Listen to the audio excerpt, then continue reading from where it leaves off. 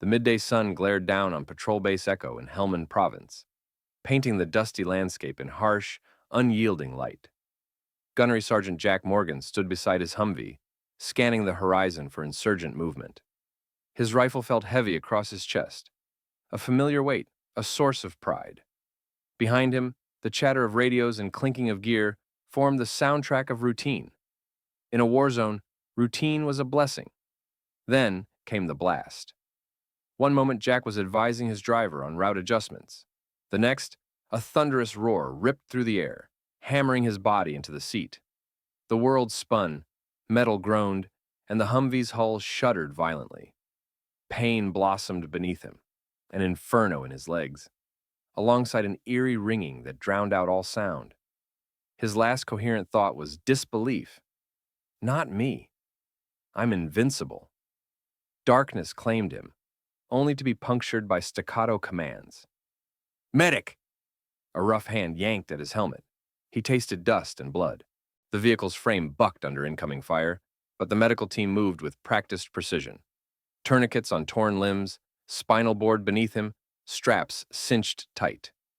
A colleague's face swam into view, eyes wide, voice urgent as they radioed for a medevac. The helicopter's rotors chopped the air as it touched down, dust whipping around like a sandstorm. Jack was lifted inside, stretcher first, the heat of the blades melding with the warmth of his own blood. He drifted in and out of consciousness, fragments of faces and PA announcements swirling in his head. Moscow nights, homecomings on leave, fleeting memories tainted by fear. At Landstuhl Regional Medical Center, the nightmare crystallized. Doctors in crisp scrubs delivered the verdict with clinical detachment. Your spinal cord suffered complete compression at L1. You have no motor function below the waist. Jack's world snapped in two. The strong, unbreakable Marine who had led countless missions was now told he would never walk again. As the reality settled in, rage and grief warred within him. He stared at the pale ceiling tiles, the harsh fluorescent lights above, and felt the blank canvas of his future stretch out, unknown, uncharted, and terrifying. Yet beneath that shock, a spark flickered. He was still alive, and life, no matter how altered, was a battlefield of its own. In that stark hospital room, Gunnery Sergeant Jack Morgan swore silently this would not be the end of his story. The flight from Germany felt interminable. Each bump of turbulence echoed in Jack's chest like distant mortar fire. When the wheels finally touched down in San Diego, the humid air and scent of salt water should have felt like relief. But for Jack, it tasted of steroids and sterile hospital corridors. His uniform hung awkwardly on his weakened frame as he was wheeled through the sliding glass doors of the Naval Hospital, past curious nurses and silent veterans waiting for their turn. At home, the world he'd left felt both unchanged and utterly alien. His wife, Elena, met him at the door in faded jeans and a sweatshirt, tears glistening on her cheeks. She reached out, but fear held her hand half raised. Jack's legs felt like dead logs beneath the hospital gown, and he couldn't bring himself to meet her eyes. In the living room, the furniture, the recliner he'd napped in after late-night briefings, the mantel with family photos, remained unshifted, an untouched tableau of the life he no longer fit. The next day brought his first private practice consultation. Dr. Harold Winslow, a stern-faced orthopedic surgeon with silver hair and a crisp white coat, led Jack into a curtained examination room. The air smelled of antiseptic and rubber gloves. As they sat, Winslow reviewed the MRI scans on a lightbox. Vertebral fragments, collapsed disc spaces, a complete lesion in the spinal cord. He tapped the films, each click sending a fresh pang through Jack's chest. "I'm sorry, Sergeant Morgan," Winslow began, voice flat. "Your injury is irreversible. The spinal cord has been severed. You'll not regain motor function below the waist." He folded his hands. "I can refer you to the best rehab facilities and adaptive equipment specialists. But walking again isn't an option." Jack felt as though the world had tilted off its axis. His breath hitched.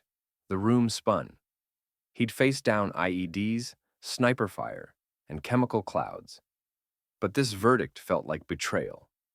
Rage flared first, hot and blinding.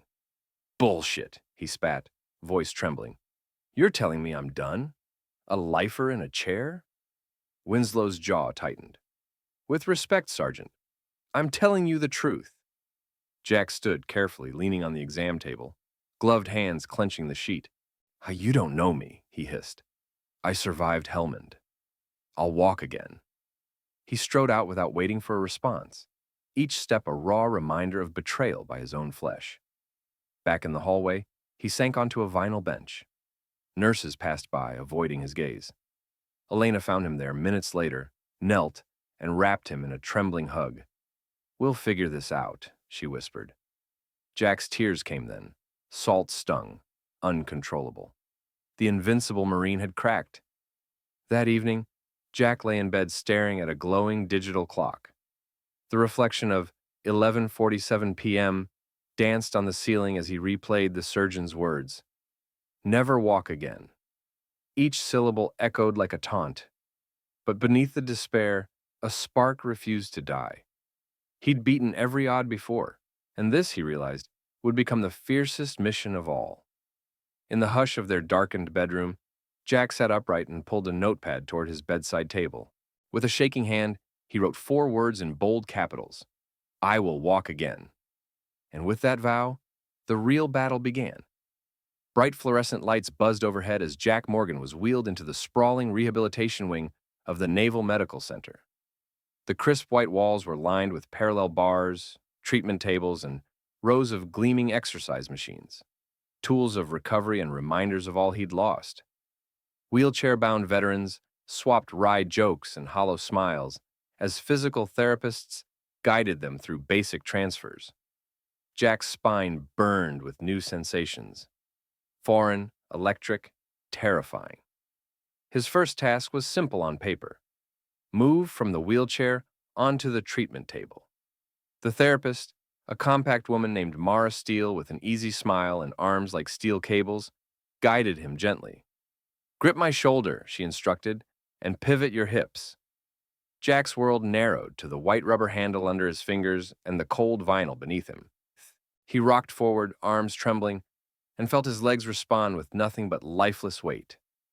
Heat flushed his face.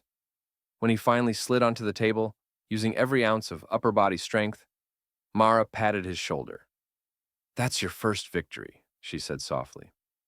Over the next week, Mara pushed him through grueling sessions, seated balance drills where he held a single finger to his forehead and traced slow circles with his eyes, transfer practice that left his arms quivering like jelly, and core-strengthening exercises in a custom-fitted harness that teased out every ounce of willpower. Each morning, Jack arrived in his wheelchair at 6:30 a.m., met only by the echo of footsteps in the wide hallway. Each evening, he rolled out just before sunset, muscles screaming, sweat stinging his eyes. Yet even as his body protested, small triumphs began to emerge. On day 10, Mara guided him to stand, briefly, braced against parallel bars. His legs shook under the unstable weight, but he did it. 3 seconds of vertical defiance. The world shifted under his feet, literally, and Jack's chest tightened with a surge of hope. Again, Mara encouraged, and on the second try, he held for 5 seconds before gently lowering himself back to the wheelchair. It was in the occupational therapy suite that Jack met another mentor, Marcus Big Red Douglas, a former collegiate swimmer who'd lost his leg in a training accident. Marcus towered over him, one leg a sleek prosthesis carved from carbon fiber. Yet his laugh was warm, and he moved with easy confidence as he guided Jack through adaptive equipment trials. You think this strap's tight enough? Marcus asked, adjusting a harness for a standing support device. Jack grimaced as the nylon bit into his shoulders, but Marcus offered a steadying hand. Pain's just weakness leaving the body, he said with a wink. Under their combined guidance, Jack learned to navigate slight inclines in his custom wheelchair, to use a gait trainer that supported his weight, and to transfer himself in and out of vehicles with practiced precision. Each milestone felt like reclaiming a fragment of himself.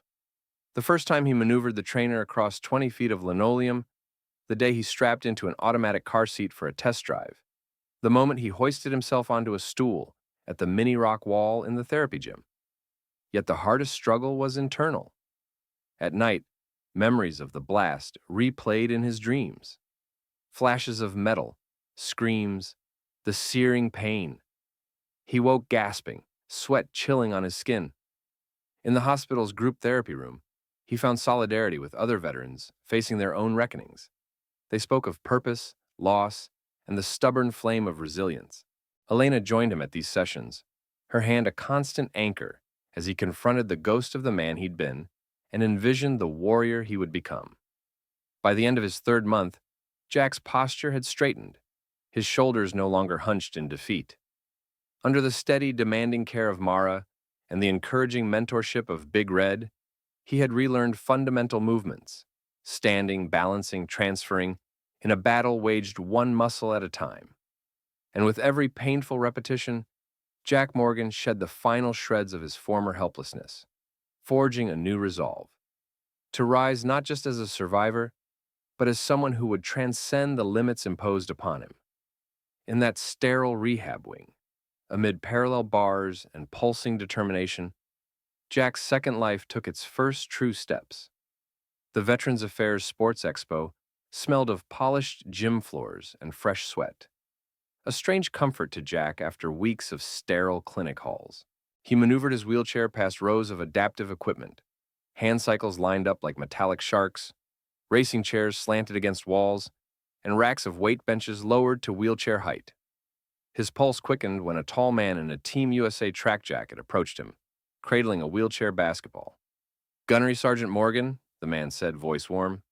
"I'm Tom Reyes, '96 Paralympic champion in sit volleyball, now coach for adaptive sports. Heard you've been tearing up rehab.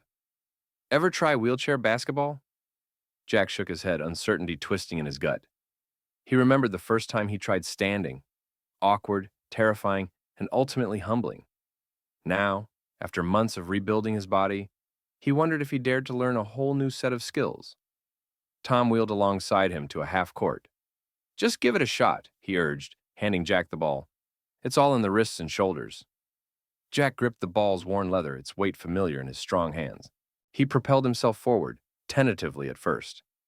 The wheels clicked and skittered, but as Tom guided him through his first pivot, flick of the wrists, small hop of the front casters, Jack felt a spark of exhilaration. He dribbled clumsily, the ball bouncing off his chair's frame, but each bounce taught him balance, rhythm, and a new sense of freedom born from motion rather than stillness. Over the next 2 hours, Tom introduced him to the sport's fundamentals: how to bomb down the court in an explosive sprint, lean into a corner turn without tipping, and pivot smoothly for a jump shot, using only upper body torque. Fellow veterans, some in wheelchairs, others with prosthetics, shouted encouragement, their camaraderie echoing the bonds of their service. Jack smiled at the rough and tumble scrimmage. A veteran-led bench gave him high fives after a perfect pass. Buoyed by his progress, Jack agreed to try para-powerlifting next. In the weight room, he sat on a reinforced bench with his midsection firmly strapped.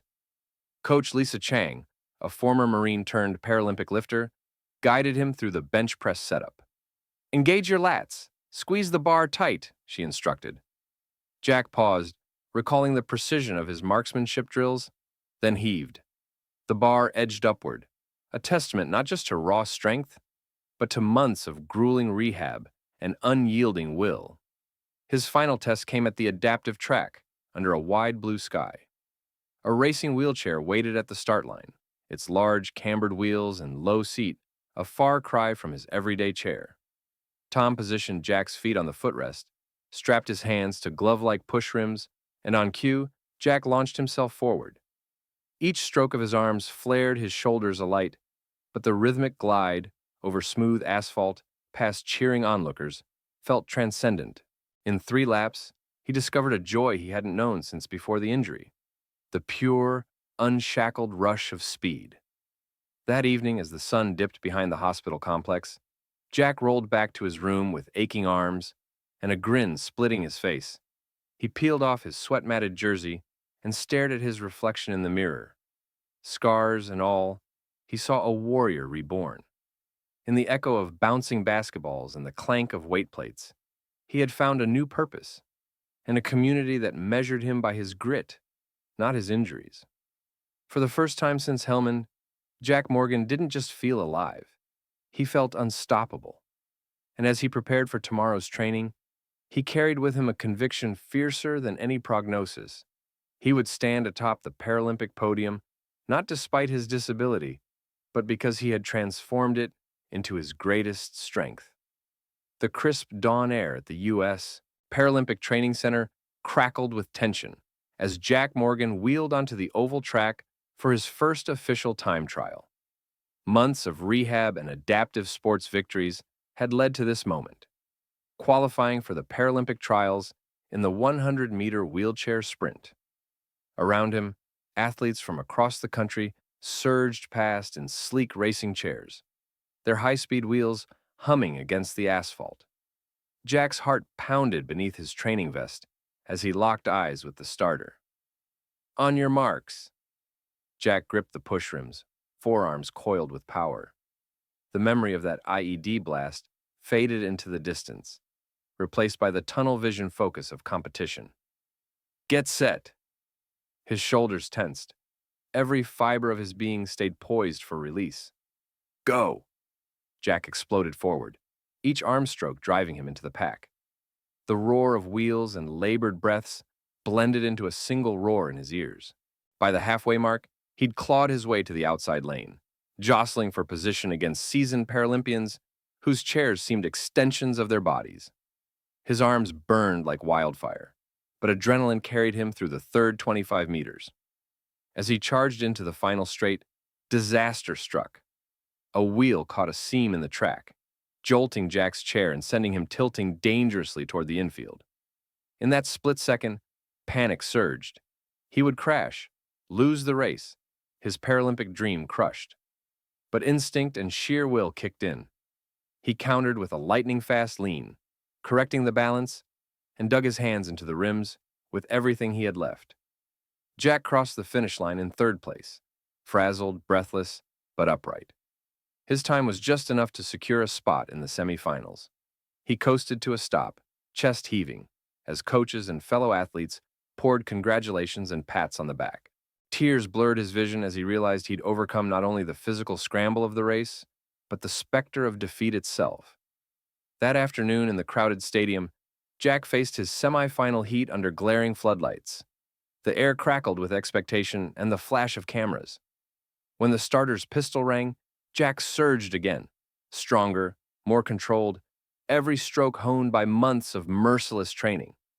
He surged past two competitors, crossing the line in second with a personal best time. In the press area afterward, reporters crowded around him. Jack, sweat streaking his brow, managed a weary smile. I hit the ground once, but I got right back up, he said quietly. That's what Marines do. As his voice resonated through the microphones, Jack Morgan knew he had earned his place among the world's finest, and that the gold medal he sought now felt closer than ever. The roar of the Paralympic Stadium was deafening as Jack Morgan rolled onto the track for the 200-meter final. Flags from 40 nations snapped in the breeze, and spotlights glinted off the polished racing chairs of his competitors. Just moments before, a pre-race accident had seen one athlete's wheel collapse in a spray of sparks, an ominous reminder of how thin the margin for error could be. Jack settled into his chair, heart pounding beneath his jersey. This was more than a race.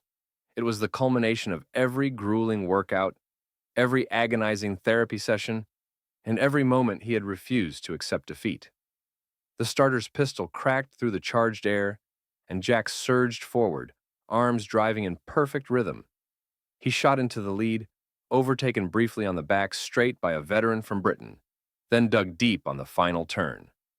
Adrenaline drowned the burn in his shoulders as he unleashed one final burst, crossing the finish line a fraction of a second ahead, chest heaving, eyes bright with triumph.